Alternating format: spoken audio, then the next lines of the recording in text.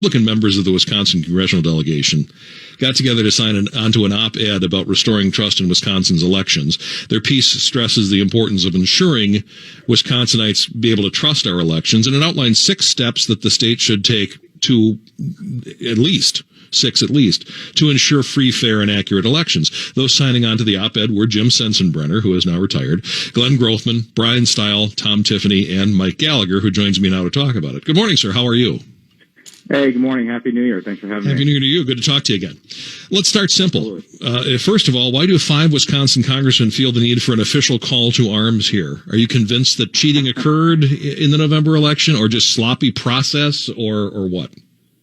Well, I think like everybody, we've been talking to folks in our district, and regardless of which theory you believe, there are a lot of people with serious concerns about the election, a lot of people that don't have trust that it was conducted fairly and accurately. And at a minimum, I think there are irregularities that occurred that need to be fixed, and examples in other states that we can, glean from in order to restore that faith and trust in Wisconsin's election system. I mean, obviously, maintaining up-to-date voter rolls, not having wiggle room where we have, different standards for curing absentee ballots, all the things that we saw happen, all the things that are continuing an argument right now about the results of the election. I think we just wanted to lay out kind of the minimum criteria for reform going forward. Now, I will say we were very conscious of the fact that, we're federal legislators. We have voted against, to a man, Democratic legislation that would attempt to federalize elections. This is a state process, but we do want to be supportive. We want to know that our colleagues at the state level, we have their back. We believe that they should make this sort of the first priority in this year. Obviously, Governor Evers is likely to veto a bill that had these 6 proposals and anything else. But we think this is sort of the only way we can give Wisconsinites faith and trust in the integrity of our elections going forward. Just because Evers would veto it also doesn't mean that you don't lay down the marker, that you don't go through the process and force him to do so.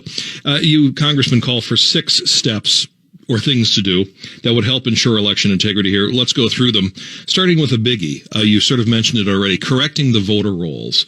What do you mean by that? I think at a minimum, people assume our voter rolls and our databases are correct, and we've had actual efforts to keep them, polluted with bad names and addresses. Yeah, the so-called Eric list is not up to date. I mean, we had over 200,000 people that were suspected of having moved or being deceased. And the fact is, in 2021, with modern technology, we should be able to keep an up-to-date voter roll. Now, it's never going to be 100% perfect, right? Because people can move, right before an election. But the bottom line is, I guess the principle is, you don't want Illinois residents, particularly deceased Illinois residents, voting in Wisconsin elections. And this is also an area where I feel like we should be able to do a simple audit and a quick audit after every election, just to compare actual voter totals against the Eric list. So the fact is, this was not up to date. There was obviously a big fight over this in October 2019, I believe, and we failed to take action back then. And I think going forward, that needs to be a lesson that we can improve on going forward. And I don't think it's voter suppression. I just think it's common sense. Yeah, there's already a state law that says we should be doing these audits after every election, and the Wisconsin Election Commission or the Governor Accountability Board before it, the entities that control these things, have just simply refused to follow certain rules. And I notice a number of these steps are really an attempt to get the Wisconsin Election Commission and our clerks to take seriously the laws that we have on the books and what is actually down on paper versus the type of thing that they're doing or choosing to do as they run these elections.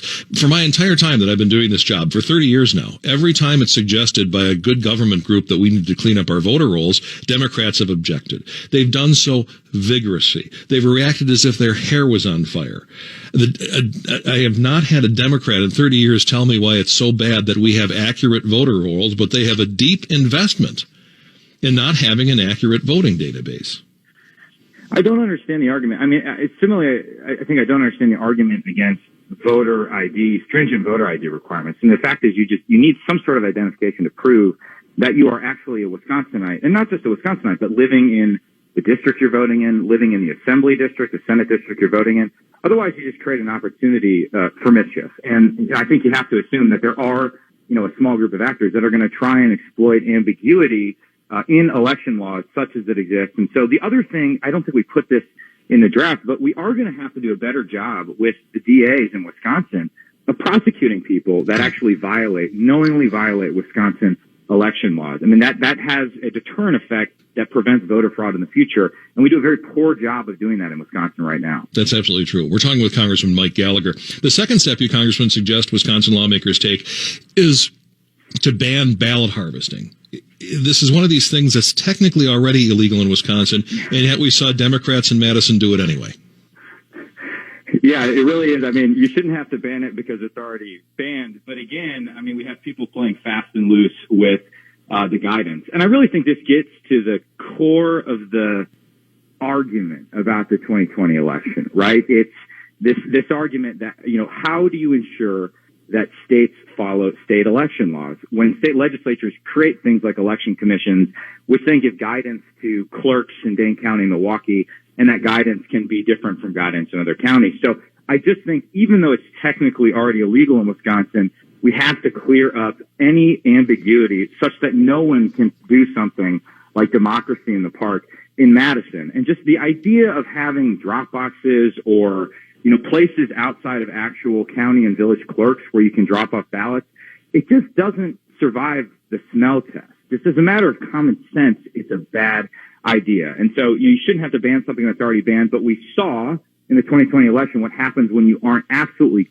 clear about what is allowed and not allowed under the law. Right. And that people are always going to be looking for loopholes. So, I mean, it's quite common actually throughout our past history to have governmental bodies like the state legislature or the federal government have to go back and clarify and say, no, we want to remind you that this is already illegal. And we have to, I guess, further spell out for you what's illegal and how you can't cheat. So I think it is a necessary step. The third change you congressmen say we should make is to close the voter ID loophole that probably had about 150,000 Wisconsin voters claiming they were indefinitely confined when they clearly were not. This was just so they could avoid the voter ID law.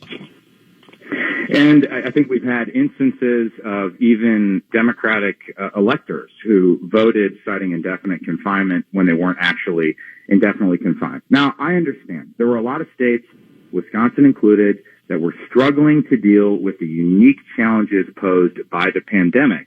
And we had some Democratic city officials that shut down polling locations in the April election because they were afraid that everyone's going to get coronavirus. And we Republicans were actually explicitly accused of endangering people's lives, and that actually didn't end up happening. The CDC confirmed that there was no significant spread related to the April election.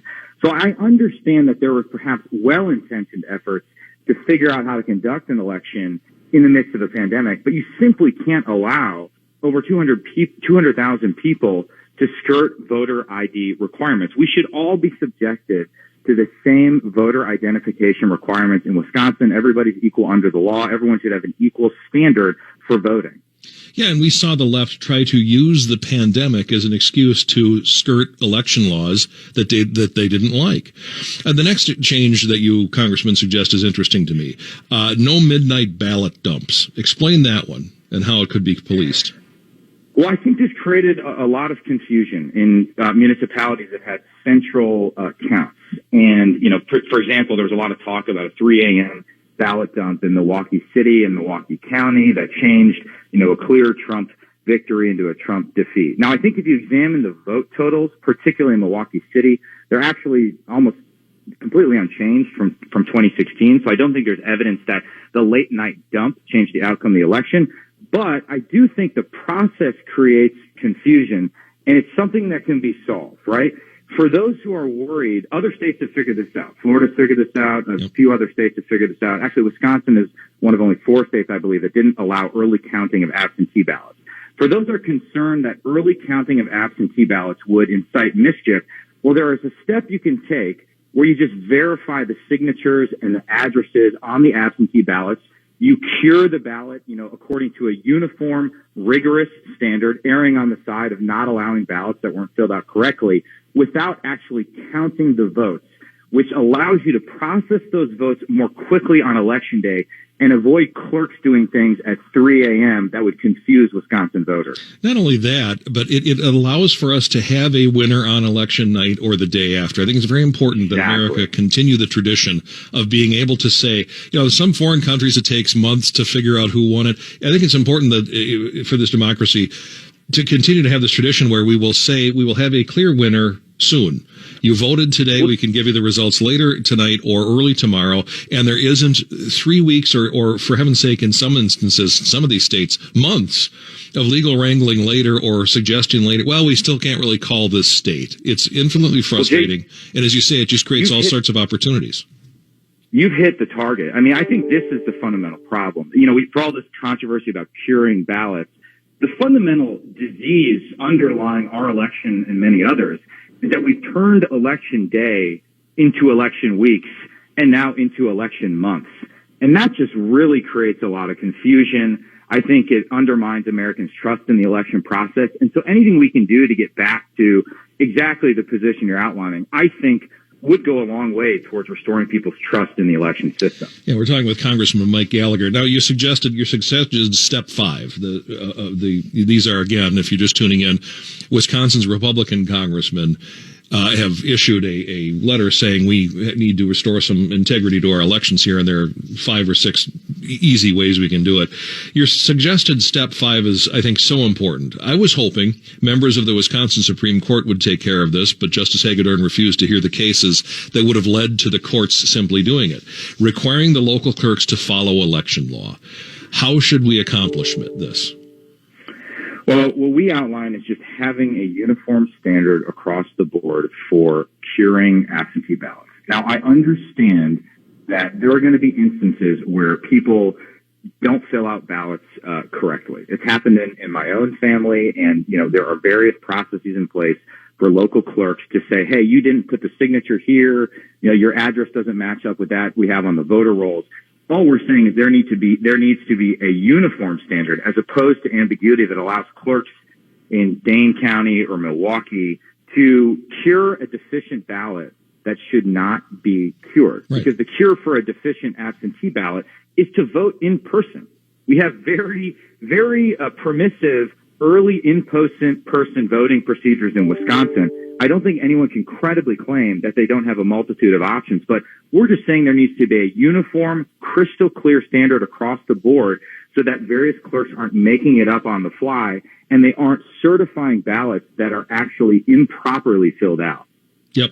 You suggest these 6 steps be taken at minimum, and clearly other fixes can be pondered, such as a law that makes it clear that clerks in the Wisconsin Election Commission cannot make up their own rules on the fly days or weeks before the election, that any change would need to be approved by the legislature. We saw a lot of that going on in Wisconsin and other states. You mentioned curing ballots as one example. And the excuse afterward, the excuse by some of these clerks afterward was, we've been doing that, for a while now. Well, so you've been breaking the law for a while now, and it's just now coming to our attention. So we should look past the law breaking. It's infuriating.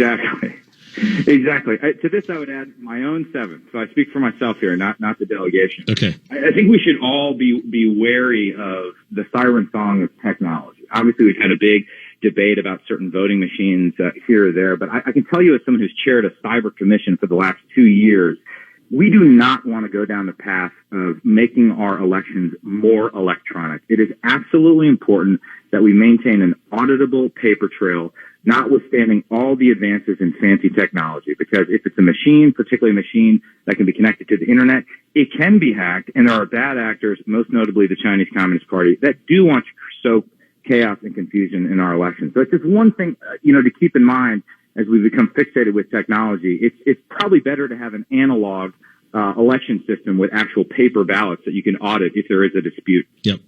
Absolutely. I mean, you look at some of the low-tech election, guards that we've had in the past. The Iraqi election, everyone just dipped their finger into a purple ink, and you know that person voted. Now, you can't vote remotely that way. You'd have to actually show up at the polls, but there are low-tech ways to ensure that we have honest election results. And all these changes would need to be made at the state level, as you suggest. The state legislature and the governor would have to approve them. So I can already hear Madison Democrats telling you, pound sand. What do you men at the federal level really hope to achieve here? Well, if nothing else, we, as I alluded to before, we want to let our colleagues at the state level know that they have our support and backing if they choose to prioritize and pursue these reforms and any others that they deem necessary. Again, I do think it is imperative that we have in a Wisconsin election reform law at the top of the agenda, just because so many Wisconsin Republicans have serious questions about what happened in the 2020 election. And every election has some level of fraud, and we shouldn't tolerate it. We should use every election as an opportunity to improve our processes, to do better. And I have to believe that Wisconsin can eventually set a standard for transparency and integrity that other states follow. And the other states have some areas where, we can learn from them in this regard. You're here. Wisconsin Congressman Mike Gallagher, thanks for joining me this morning. I appreciate it. Thank you, sir.